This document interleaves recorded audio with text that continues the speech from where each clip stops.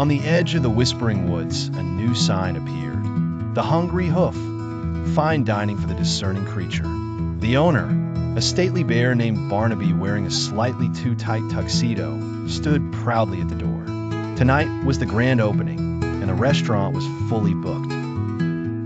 A sleek squirrel named Squeaky, sporting a tiny bow tie, was the maitre d'.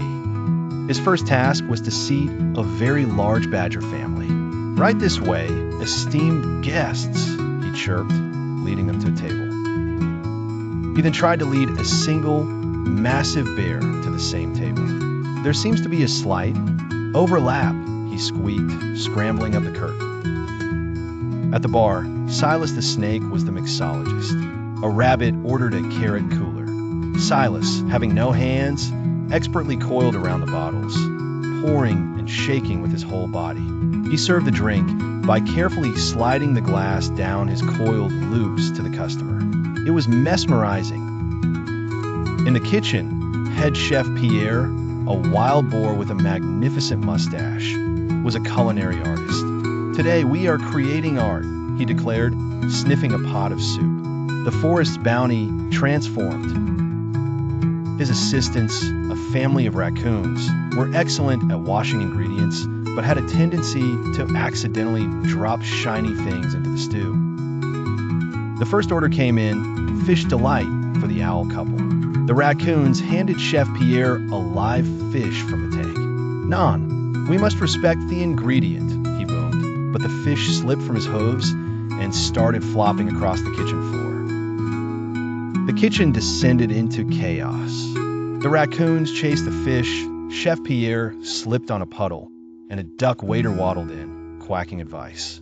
Finally, a clever fox waiter calmly placed a bowl on the floor, and the fish, exhausted, flopped right into it.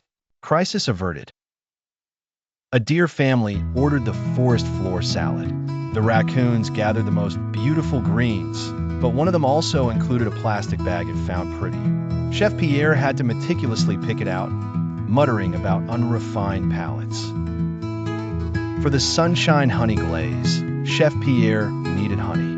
He sent the raccoons to get it from the bees who lived on the roof. They returned, covered in sticky honey and with angry bees chasing them, leading to a buzzing, sugary commotion in the dining room. A party of wolves ordered the prime rib feast. Chef Pierre, a herbivore, looked queasy. He tried to fashion a masterpiece out of the largest mushroom and the toughest roots he could find, sculpting it to look like a roast. The wolves were confused. The rabbit waiters, being shy, would whisper the orders, but the kitchen was too loud. Orders got mixed up. The mice family received the giant mushroom roast, and the wolves got a tiny plate of clover blossoms. The dining room was filled with confused chatter. The chaos peaked. Orders were wrong, the kitchen was a mess, and the customers were getting restless. Barnaby the bear owner started sweating. "This is a catastrophe," he groaned, his bow tie seeming to get even tighter. The oldest owl in the restaurant hooted for silence. "The problem is not the food," she said wisely. "The problem is that you're all working as separate animals, not as one pack. You must work together." Inspired, Barnaby called a quick meeting. The rabbits, with their big ears, would be the order takers. The monkeys, who had just arrived for dessert duty, would use their agility to run food. The raccoons would focus on sorting ingredients. Everyone would do what they did best. The restaurant transformed. The monkeys swung gracefully from the kitchen to the tables, delivering plates perfectly. The rabbits clearly relayed orders.